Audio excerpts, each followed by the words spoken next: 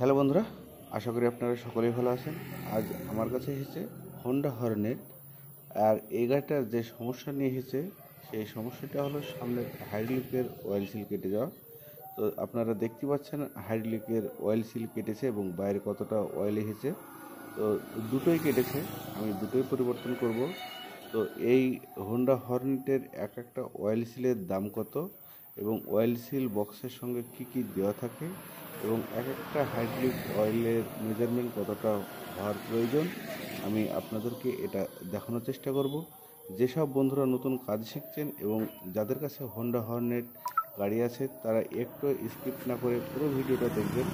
আপনাদের গাড়িতে হাইড্রোলিকের অয়েলের যে মেজারমেন্ট কতটা লাগে সেটা আপনারা নিজেরাও জানতে পারবেন।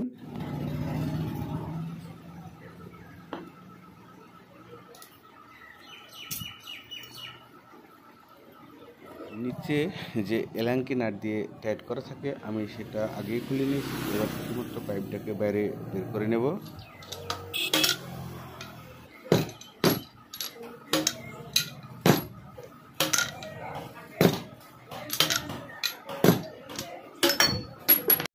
বাইরে বের করার কাজ সম্পূর্ণ হয়েছে। এবার আমি শুধুমাত্র এই যে আপনারা দেখতে পাচ্ছেন এই অয়েল সিলটা পরিবর্তন করব এবং এই অয়েল সিলের সঙ্গে আর কি কি দেওয়া থাকে আমি আপনাদেরকে প্রথমে বলেছি সেটাও দেখানোর চেষ্টা করব। তো প্রথমে আমি এটা পরিষ্কার করে নেব এবং দ্বিতীয়টা খুলে নেব।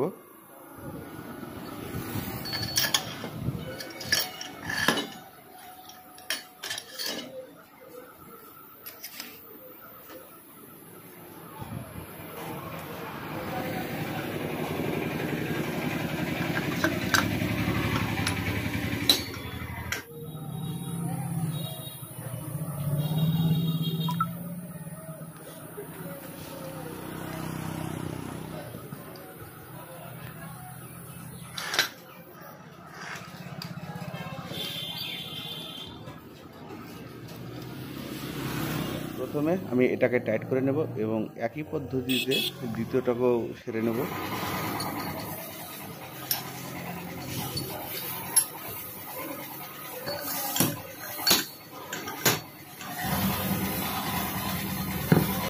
এবার বন্ধুরা আমি আপনাদেরকে অয়েল সিলের দাম দেখানোর চেষ্টা করব। দেখুন এই অয়েল সিলের দাম হচ্ছে 331 টাকা এবং আপনারা উপরে পার্ট নাম্বারটাও দেখতে পাচ্ছেন। তো এবার আমি প্যাকেটটাকে ছিঁড়ে আপনাদেরকে দেখানোর চেষ্টা করব এটার ভিতরে কি কি দেওয়া আছে।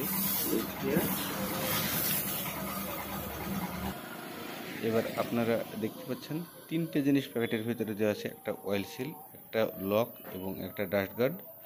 আর অয়েল সিলটা আপনারা দেখতে পাচ্ছেন। এবার আমি এই অয়েল সিলটাকে বসিয়ে নেব এবং একই পদ্ধতিতে দ্বিতীয় হাইড্রোলিকেও বসিয়ে নেব।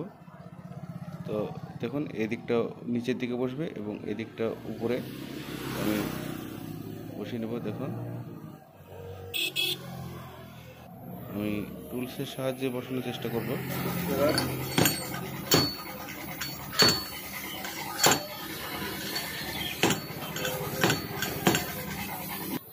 এবার আমি লক সেট করব এবং লক সেট করার পরে যে ডাস্ট গার্ড দেওয়া আছে অয়েল সিলের প্যাকেটের সঙ্গে একই সঙ্গে কম্বো, ডাস্ট গার্ডটাও সেট করব।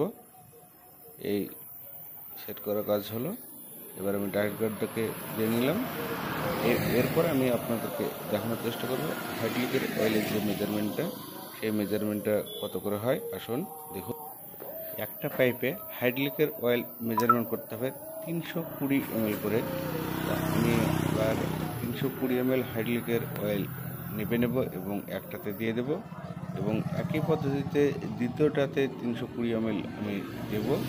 আপনারা অবশ্যই হাইড্রোলিক অয়েল মেজারমেন্ট যেটা হয় 320 ml করে দেবেন। আপনারা একটু বেশি দেবেন না এবং কমও দেবেন না। বেশি দিলে হাইড্রোলিকটা ঠিকঠাক কাজ করবে না, কম দিলে হয়তো বেশি বসে যাবে এবং শব্দ দেবে। তো সেই কারণে আপনার 320 ml করে দেবেন। বন্ধুরা আমি এবার অয়েলটাকে ঢেলে নেব এবং আমি আপনাদেরকে এই ভিডিওর সাহায্যে যতটুকু বলার চেষ্টা করেছি আশা করি আপনাদের ভালো লেগেছে।